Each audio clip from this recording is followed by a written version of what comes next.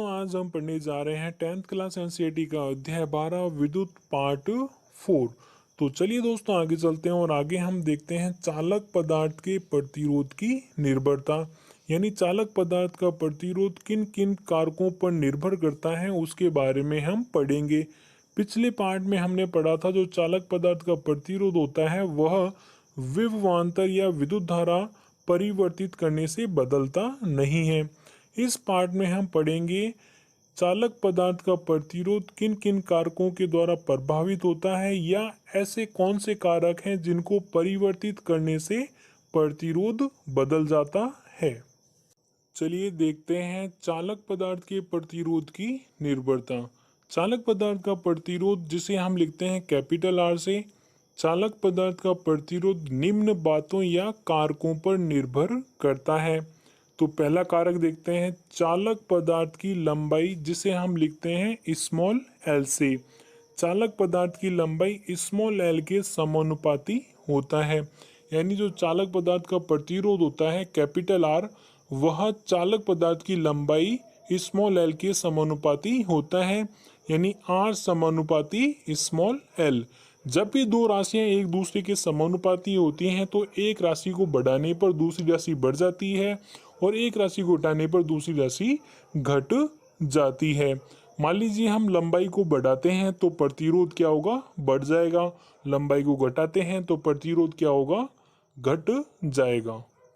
चलिए अब देखते हैं हम दूसरा कारक चालक पदार्थ की अनुप्रस्थ काट के क्षेत्रफल जिसे हम लिखते हैं कैपिटल ए के व्युत्क्रमानुपाती होता है, यानी जो चालक पदार्थ का प्रतिरोध चालक पदार्थ की अनुप्रस्थ काट के क्षेत्रफल के व्युत्क्रमानुपाती होता है।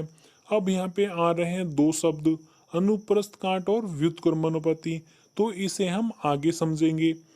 अब देखते हैं जो समानुपाती राशियां होती हैं उसमें जब एक राशि को बढ़ाते हैं तो दूसरी राशि बढ़ जाती है और एक राशि को घटाते हैं तो दूसरी राशि घट जाती है। जैसे आर समानुपाती एल था तो हम एल को बढ़ाएंगे तो आर बढ़ जाएगा, एल को घटाएंगे तो आर घट जाएगा। जबकि व्युत्क्रमानुपाती जो राशियां होती हैं उनमें जस्ट उल्टा होता है, यानी आर व्युत्क्रमानुपाती यहाँ पे क्षेत्रफल है तो क्षेत्रफल को हम बढ़ाएंगे तो आर घट जाएगा और क्षेत्रफल को घटाएंगे तो आर बढ़ जाएगा, यानी समानुपाती राशियों के जस्ट उल्टी होती हैं व्युत्क्रमानुपाती राशियां। अब देखते हैं तीसरा कारक चालक पदार्थ की प्रकृति पर निर्भर करता है, यानी जो चालक पदार्थ का प्रतिरोध होता है वह चालक पदार्थ की प्रकृति पर निर्भर करता है, क्योंकि प्रत्येक चालक पदार्थ का प्रतिरोध अलग अलग होता है। अगर आप चालक पदार्थ चेंज करते हैं तो प्रतिरोध भी चेंज हो जाएगा। मान लीजिए आप विद्युत परिपथ में पहले कॉपर का तार यूज कर रहे थे तो उसका प्रतिरोध कुछ होता है, अब उसकी जगह आप क्या कर रहे हैं एल्यूमिनियम का तार यूज कर रहे हैं तो उसका प्रतिरोध और कुछ होगा। यानी आप पदार्थ की प्रकृति चेंज कर देंगे तो प्रतिरोध चेंज हो जाएगा।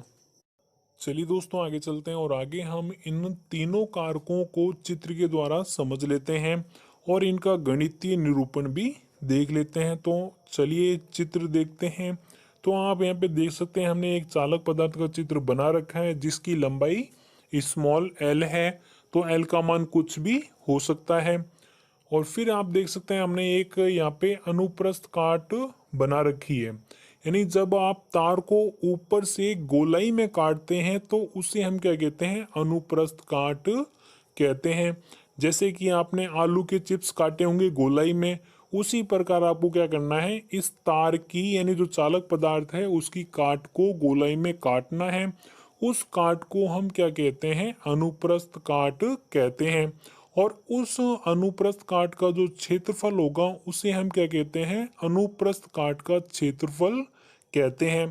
तो आप ये अनुप्रस्थ काट देख सकते हैं, जो गणित में आपने वर्त देखा होगा यह अनुप्रस्थ काट उसके समान है। तो इसका क्षेत्रफल भी क्या होगा, वर्त का जो क्षेत्रफल होता है वो ही होगा। तो वर्त का क्षेत्रफल का सूत्र क्या होता है, पाई आर स्क्वायर, जहां आर क्या होती है, त्रिज्या। तो इस अनुप्रस्थ काट का क्षेत्रफल भी क्या होगा, वर्त के क्षेत्रफल के समान होगा। तो इस अनुप्रस्थ काट का क्षेत्रफल बराबर पाई आर स्क्वायर होगा, जहां आर क्या है, त्रिज्या है। दोस्तों आपको कभी कभी क्वेश्चन पेपर में चालक पदार्थ के अनुप्रस्थ काट की त्रिज्या ना देकर आपको चालक तार की त्रिज्या दे दी जाती है। तो दोस्तों इससे आपको कंफ्यूज नहीं होना है, क्योंकि दोस्तों जो चालक तार की त्रिज्या होगी वही क्या होगी, अनुप्रस्थ काट की त्रिज्या होगी। क्योंकि जो हमने अनुप्रस्थ काट काटी है वो चालक तार के सिरों से काटी है, जहां से वे गोल होते हैं यानी वर्त के समान होते हैं। तो दोस्तों जो चालक तार की त्रिज्या होगी वही क्या होगी, अनुप्रस्थ काट की त्रिज्या होगी। अब हम दोस्तों चालक तार के प्रतिरोध को प्रभावित करने वाले कारकों का गणितीय निरूपण करेंगे। तो पहला कारक कौन सा था, जो चालक तार का प्रतिरोध होता है वह चालक पदार्थ की लंबाई स्मॉल एल के समानुपाती होता है। तो इसे हम गणितीय रूप से किस प्रकार से लिखेंगे तो वो देखते हैं। तो आर समानुपाती हो जाएगा स्मॉल एल। आर को हम कहते हैं प्रतिरोध, और ये जो चिन्ह है वो क्या है, समानुपाती का चिन्ह है। और स्मॉल एल क्या हो जाएगी, चालक पदार्थ की लंबाई। तो आर समानुपाती स्मॉल एल, इसे नाम देते हैं हम समीकरण 1। अब हम देखते हैं दूसरा कारक। तो दूसरा कारक क्या था दोस्तों, जो चालक तार का प्रतिरोध होता है वह चालक तार या चालक पदार्थ के अनुप्रस्थ काट के क्षेत्रफल के व्युत्क्रमानुपाती होता है। दोस्तों जब भी कोई राशि व्युत्क्रमानुपाती होती है तो उसे हम क्या करते हैं, बटे या भाग के चिन्ह के नीचे लिखते हैं। तो इसका आप गणितीय निरूपण यहाँ पे देख सकते हैं, आर समानुपाती 1/कैपिटल ए। तो कैपिटल ए यहाँ पे क्या है, अनुप्रस्थ काट का क्षेत्रफल है। तो इसे हम किस प्रकार से पढ़ेंगे दोस्तों, इसे हम पढ़ेंगे आर व्युत्क्रमानुपाती कैपिटल ए यानी अनुप्रस्थ काट का क्षेत्रफल। तो इसे आप दो प्रकार से पढ़ सकते हैं, एक तो आर समानुपाती 1/कैपिटल ए, और एक आप इसे पढ़ सकते हैं आर व्युत्क्रमानुपाती अनुप्रस्थ काट का क्षेत्रफल। तो आपको इसे इसी प्रकार से पढ़ना है, आर व्युत्क्रमानुपाती अनुप्रस्थ काट का क्षेत्रफल। आर व्युत्क्रमानुपाती अनुप्रस्थ काट का क्षेत्रफल, इसे आपको नाम देना है समीकरण 2। तीसरा कारक था दोस्तों, चालक पदार्थ की प्रकृति बदलने पर प्रतिरोध बदल जाता है। क्योंकि दोस्तों प्रत्येक चालक पदार्थ का प्रतिरोध अलग अलग होता है, अगर आप चालक पदार्थ ही चेंज कर देंगे तो प्रतिरोध बदल जाएगा। अब हम दोस्तों समीकरण 1 व 2 से इसे आर समानुपाती स्मॉल एल बटे कैपिटल ए लिख सकते हैं। क्योंकि जो आर है वो एल के समानुपाती है और आर क्या है, कैपिटल ए के व्युत्क्रमानुपाती है। तो समीकरण 1 व 2 से हम इसे इस प्रकार लिख सकते हैं। तो आर समानुपाती स्मॉल एल बटे कैपिटल ए, क्योंकि एल क्या है, बटे के ऊपर है, और कैपिटल ए क्या है, बटे के नीचे है। तो आर समानुपाती स्मॉल एल बटे ए। जब भी दोस्तों समानुपाती का चिन्ह हटता है तो बराबर करके एक नियतांक आता है। तो आर बराबर क्या हो जाएगा, रो एल बटे ए। तो रो यहाँ पे क्या है, एक नियतांक है। आर बराबर रो एल बटे ए। जब भी समानुपाती का चिन्ह हटता है तो बराबर करके एक नियतांक आता है। तो नियतांक यहाँ पे कौन सा है, रो। आर बराबर रो एल बटे ए। अब हम क्या करते हैं दोस्तों, जो यहाँ पे नियतांक आया है रो, उसके बारे में भी जान लेते हैं। तो रो क्या होता है, एक नियतांक होता है जिसे हम अनुपातिकता स्थिरांक भी कहते हैं। इसे चालक पदार्थ की वैद्युत प्रतिरोधकता भी कहते हैं। तो ज़्यादातर हम यूज करते हैं वैद्युत प्रतिरोधकता। इसका एसआई मात्रक यानी वैद्युत प्रतिरोधकता का एसआई मात्रक की फुल फॉर्म होती है इंटरनेशनल सिस्टम यूनिट। तो इसका एसआई मात्रक ओम मीटर होता है। इसका एसआई मात्रक ओम मीटर होता है। दोस्तों प्रत्येक चालक पदार्थ के लिए वैद्युत प्रतिरोधकता अलग अलग होती है। जैसे कॉपर के वायर के लिए अलग होगी, एल्यूमिनियम के वायर के लिए अलग होगी, क्रोमियम के वायर के लिए अलग होगी। लेकिन एक चालक पदार्थ के लिए वैद्युत प्रतिरोधकता नियत होती है, वो बदलती नहीं है। जैसे मान लीजिए कॉपर का वायर है तो उसके लिए क्या है, वैद्युत प्रतिरोधकता नियत है। चाहे आप उसकी लंबाई बदल दीजिए या फिर अनुप्रस्थ काट का क्षेत्रफल बदल दीजिए, या फिर आप विद्युत धारा बदल दीजिए, या फिर आप वोल्टेज बदल दीजिए, लेकिन विद्युत प्रतिरोधकता बदलेगी नहीं। विद्युत प्रतिरोधकता प्रत्येक पदार्थ के लिए, प्रत्येक चालक पदार्थ के लिए नियत होती है। लेकिन दोस्तों जो प्रतिरोध होता है वह चालक पदार्थ की लंबाई और क्षेत्रफल बदल देने से बदल जाता है। और जो प्रतिरोध होता है वह वोल्टेज या धारा परिवर्तित करने से बदलता नहीं है। दोस्तों यहाँ पे जो सूत्र आया है R बराबर रो एल बटे ए, तो इसकी एक छोटी सी ट्रिक है इस सूत्र को याद रखने के लिए। तो R बराबर रोले आके, R बराबर रोले आके, जो रोले लिखना है आपको बटे के ऊपर लिखना है और जो आके लिखना है बटे के नीचे लिखना है। तो R बराबर रोले आके, तो रो से क्या आ जाएगा, रो आ जाएगा, ला से क्या आ जाएगा, स्मॉल एल आ जाएगा, और बटे में जो आके लिखा है उसमें अ से क्या आ जाएगा, कैपिटल ए आ जाएगा। तो आर बराबर क्या हो जाएगा, रो एल बटे ए। तो इसकी एक ट्रिक क्या है, रोले आके। चलिए दोस्तों आगे चलते हैं और आगे हम देखते हैं जो सूत्र है आर बराबर रो एल बटे ए, उस पर कुछ क्वेश्चन देख लेते हैं। तो चलिए दोस्तों आगे चलते हैं। तो आगे देखते हैं हम पहला क्वेश्चन, किसी धातु के 1 मीटर लंबे तार का 20 डिग्री सेल्सियस पर वैद्युत प्रतिरोध 26 ओम है। यदि तार का व्यास 0.3 मिलीमीटर है तो इस धातु के तार की वैद्युत प्रतिरोधकता ज्ञात करो। यानी हमें रो ज्ञात करना है। तो इसमें आपको दे रखा है एक टेम्परेचर 20 डिग्री सेल्सियस। तो आपको पता है जो सूत्र होता है R बराबर रो एल बटे ए, तो उसमें कहीं भी ताप का जिक्र नहीं है। तो आपको यहाँ पे ताप से कोई मतलब नहीं रखना है।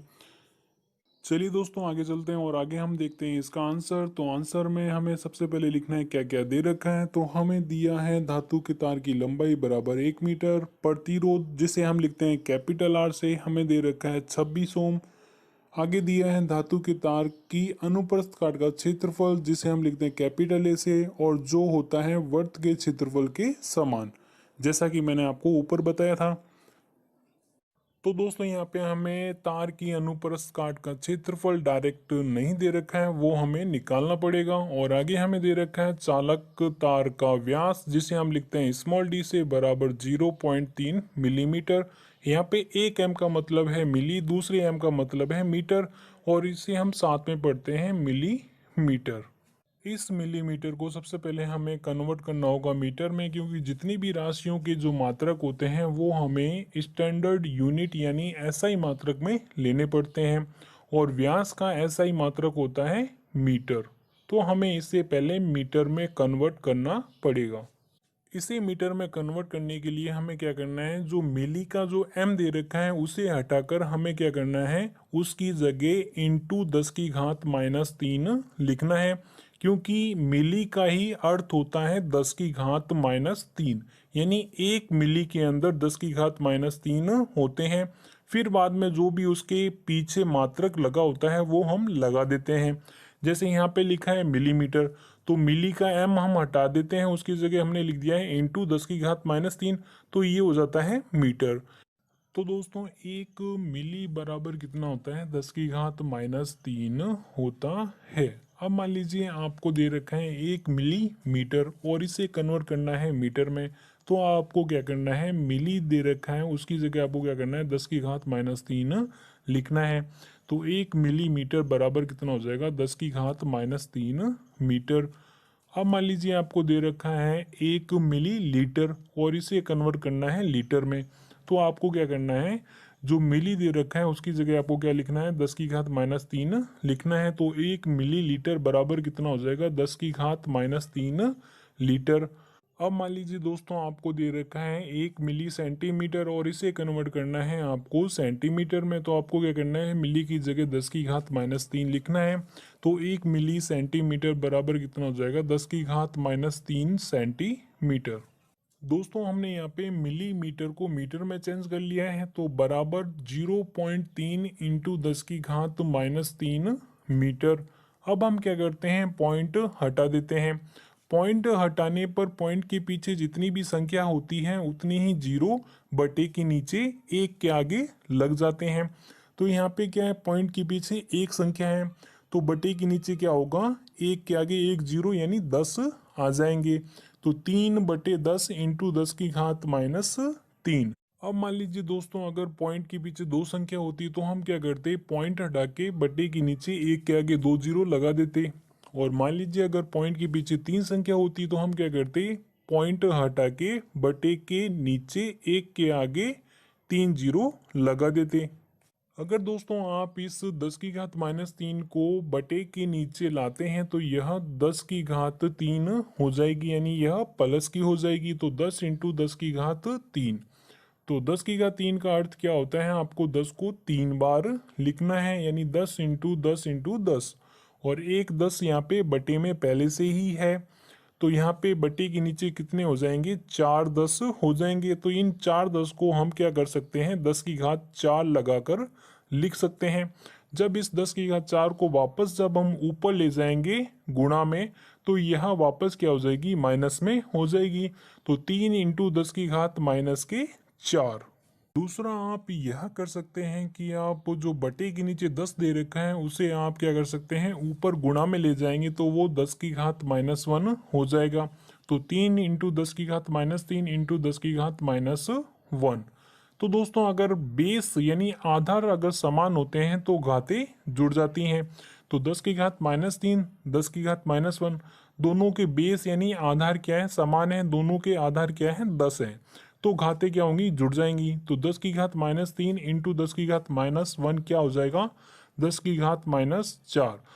तो 3 इंटू 10⁻⁻4 मीटर आ जाएगा। हमें निकालना है तार की अनुप्रस्थ काट का क्षेत्रफल जो वर्त के क्षेत्रफल के समान होता है। तो वर्त का क्षेत्रफल का सूत्र क्या होता है, a बराबर πr², जहां r क्या है, त्रिज्या। हमें व्यास दे रखा है तो व्यास से हम त्रिज्या निकाल लेंगे। तो त्रिज्या का सूत्र क्या होता है, व्यास बटे 2, आपने गणित में पढ़ा होगा। तो त्रिज्या बराबर क्या होता है, व्यास बटे 2। तो व्यास हमें कितना दे रखा है, 3 इंटू 10⁻⁻4 मीटर बटे 2 बराबर कितना आ जाएगा, 1.5 इंटू 10⁻⁻4 मीटर आ जाएगा। अब हमें क्या करना है, इस त्रिज्या के मान को क्षेत्रफल के सूत्र में रखना है। तो a बराबर होता है πr², जहां पाई का मान कितना होता है, 3.14 होता है। और r कितना दे रखा है, 1.5 इंटू 10⁻⁻4 मीटर का होल स्क्वायर। होल स्क्वायर का मतलब होता है जब भी किसी भी संख्या पर होल स्क्वायर होता है उसका मतलब होता है उस संख्या को दो बार लिखना है। तो हम क्या करते हैं, 1.5 इंटू 10⁻⁻4 मीटर को दो बार लिखते हैं। तो 3.14 into 1.5 into 10⁻⁻4 metre into 1.5 into 10⁻⁻4 metre. इसमें आप देख सकते हैं जो 10⁻⁻4 है वो दो बार है। तो दोनों का आधार क्या है, समान है, दोनों का आधार 10 है। तो ये घातें क्या होंगी, जुड़ जाएंगी। तो 10⁻⁻4 10⁻⁻4 कितना हो जाएगा, 10⁻⁻8 हो जाएगा। फिर आपको क्या करना है, 3.14 इंटू 1.5 इंटू 1.5 को आपस में गुणा करनी है। तो गुणा करने पर कितना आ जाएगा, 7.065 आ जाएगा। और इंटू करके हमें 10⁻⁻8 लिखना है, क्योंकि 10⁻⁻4 इंटू 10⁻⁻4 कितना होता है, 10⁻⁻8 होता है। तो तार की अनुप्रस्थ काट का क्षेत्रफल a बराबर कितना आ जाएगा, 7.065 इंटू 10⁻⁸ मीटर स्क्वायर। तो यहाँ पे मीटर स्क्वायर क्यों लगाया है दोस्तों, क्योंकि जो क्षेत्रफल होता है उसका SI मात्रक, जो क्षेत्रफल होता है उसका SI मात्रक मीटर स्क्वायर होता है। प्रतिरोध का सूत्र होता है R बराबर रो ले आके। तो यह प्रतिरोध के सूत्र को याद रखने की ट्रिक है। तो R बराबर क्या होता है, रो ले आके। रो से क्या आ जाएगा, रो, ला से आ जाएगा L, और बटे में जो आके लिखा है उससे आ जाएगा A। तो R बराबर क्या हो जाएगा, रो L बटे A। तो यह होता है प्रतिरोध का सूत्र, R बराबर रो L बटे A। लेकिन हमें निकालना है वैद्युत प्रतिरोधकता।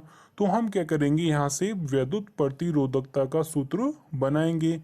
लेकिन दोस्तों आपको केवल एक सूत्र याद रखना है, R बराबर रो एल बटे ए। इसी से हम क्या करेंगे, वैद्युत प्रतिरोधकता का सूत्र बनाएंगे। तो रो का सूत्र बनाने के लिए हम क्या करेंगे, जो एल गुणा में दे रखा है उसे जब हम दूसरी साइड ले जाएंगे तो वह भाग में चला जाएगा, और बटे में जो ए दे रखा है यानी क्षेत्रफल दे रखा है, जब हम उसे दूसरी साइड ले जाते हैं तो वह गुणा में चला जाएगा।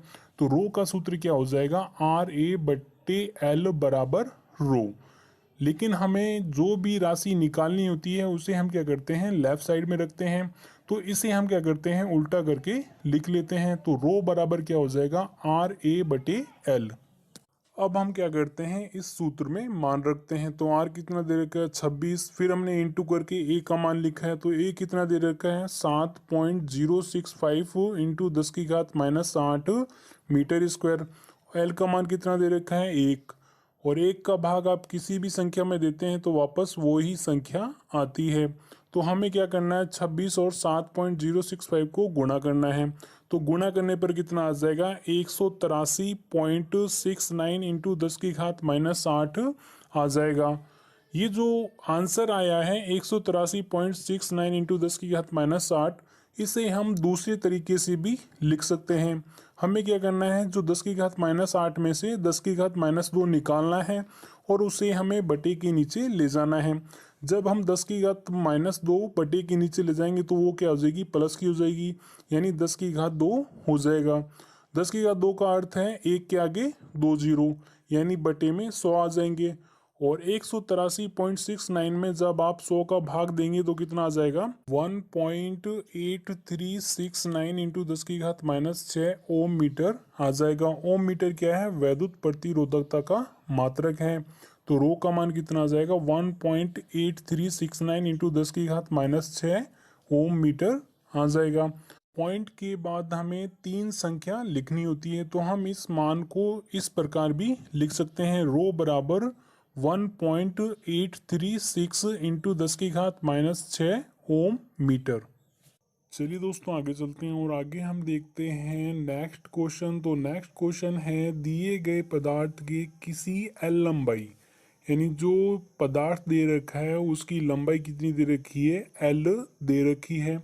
दिए गए पदार्थ के किसी एल लंबाई तथा ए मोटाई, यानी जो अनुप्रस्थ काट होती है उसे हम क्या कहते हैं, कभी कभी मोटाई भी कहते हैं, क्योंकि जितनी तार की मोटाई होगी उसी के हिसाब से क्या होगा, अनुप्रस्थ काट का क्षेत्रफल होगा। अगर मोटाई तार की ज़्यादा होगी तो अनुप्रस्थ काट का क्षेत्रफल क्या होगा, ज़्यादा होगा। और तार की मोटाई अगर कम होगी तो अनुप्रस्थ काट का क्षेत्रफल भी क्या होगा, कम होगा। इसलिए हम अनुप्रस्थ काट को मोटाई के द्वारा भी कभी कभी प्रदर्शित करते हैं। तो दिए गए पदार्थ के किसी एल लंबाई तथा ए मोटाई के तार का प्रतिरोध 4 ओम है। इसी पदार्थ के किसी अन्य तार का प्रतिरोध क्या होगा जिसकी लंबाई L/2 तथा मोटाई 2a है। यानी यहाँ पे पदार्थ चेंज नहीं हुआ है। जिस पदार्थ से L लंबाई तथा a मोटाई का तार बना था उसी पदार्थ से हमने क्या किया है, L/2 लंबाई तथा 2a मोटाई का तार बनाया है। L लंबाई तथा a मोटाई के तार का प्रतिरोध 4 ओम है। तो हमें ज्ञात करना है, अगर उसी पदार्थ के तार की लंबाई L/2 तथा मोटाई 2a कर दी जाए तो उस पदार्थ का अब प्रतिरोध क्या होगा, जो हमने नया तार बनाया है L/2 लंबाई का और 2a मोटाई का, उसका प्रतिरोध हमें ज्ञात करना है। तो यहाँ पे दोस्तों पदार्थ चेंज नहीं हुआ है, इसलिए दोनों स्थितियों में जो वैद्युत प्रतिरोधकता होगी वो सेम रहेगी, यानी समान रहेगी, वो परिवर्तित नहीं होगी। क्योंकि दोनों स्थितियों में पदार्थ समान है। जिस पदार्थ से एल लंबाई तथा ए मोटाई का तार बना है उसी पदार्थ से L/2 लंबाई तथा 2a मोटाई का तार बना है। अतः क्या होगा, विद्युत प्रतिरोधकता समान होगी। क्वेश्चन में आप देख सकते हैं यहाँ पे 2 लंबाई है, 2 क्षेत्रफल है और 2 प्रतिरोध है। ऐसी स्थिति बनने पर आपको क्या करना है, जो पहले वाले आंकड़े दे रखे हैं उन्हें 1 लगा कर लिखना है और जो दूसरे वाले आंकड़े दे रखे हैं उन्हें 2 लगा कर लिखना है। जैसे पहली लंबाई कितनी दे रखी है, इसे हम लिखेंगे L1 बराबर L, और A1 बराबर कितना हो जाएगा कैपिटल A, और R1 यानी पहला जो प्रतिरोध दे रखा है वो R1 बराबर कितना हो जाएगा 4 ओम।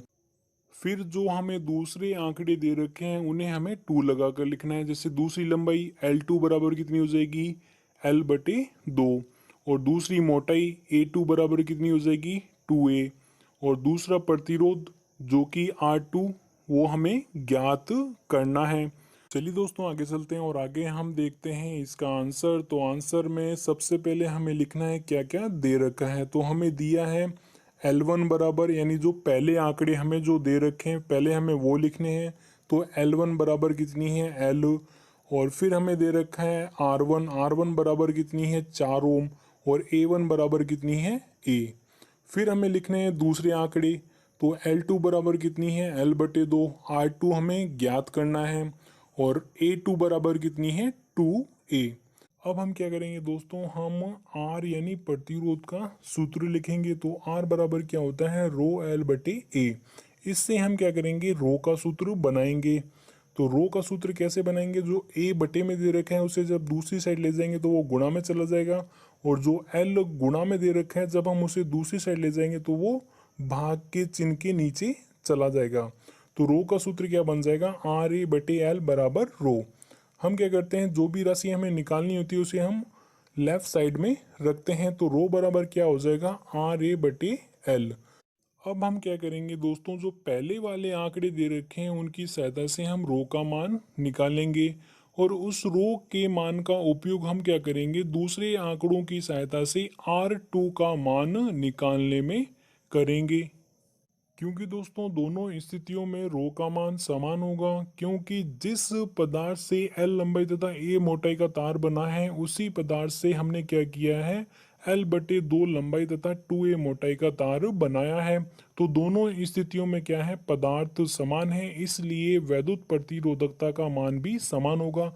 क्योंकि जो वैद्युत प्रतिरोधकता होती है वह लंबाई या क्षेत्रफल परिवर्तित करने से बदलती नहीं है, वह प्रत्येक पदार्थ के लिए नियत होती है। इसलिए दोनों स्थितियों में क्या होगा रो का मान समान होगा। तो दोस्तों पहले आंकड़ों के अनुसार रो का सूत्र क्या हो जाएगा, रो बराबर R1A1/L1। अब हमें क्या करना है, इसमें मान रखने हैं। तो रो बराबर R1 कितना दे रखा है 4, A1 कितना दे रखा है A, L1 कितना दे रखा है L। तो रो का मान क्या आ गया, रो बराबर 4A/L। हमें ज्ञात करना है R2। तो R2 का सूत्र क्या हो जाएगा, R2 बराबर रो L2/A2। रो को हमने 1 या 2 लगाकर नहीं लिखा है, क्योंकि दोस्तों दोनों स्थितियों में क्या होगा रो समान होगा, इसलिए हमने इसे 1 या 2 लगाकर नहीं लिखा है।